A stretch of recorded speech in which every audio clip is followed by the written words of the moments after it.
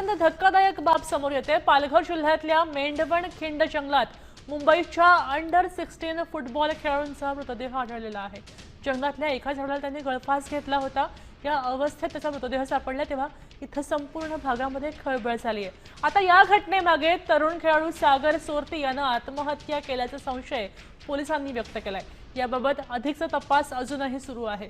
मात्र आत्महत्या करण्यासाठी तो जंगलामध्ये का गेला हा प्रश्नच आहे।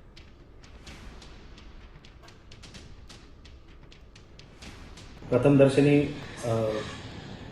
त्या ठिकाणी मयत व्यक्ती आणि त्याच्या गळाभोवती एक दोरीने गळफास घेतल्याचं प्रथमदर्शनी निदर्शनास आलं।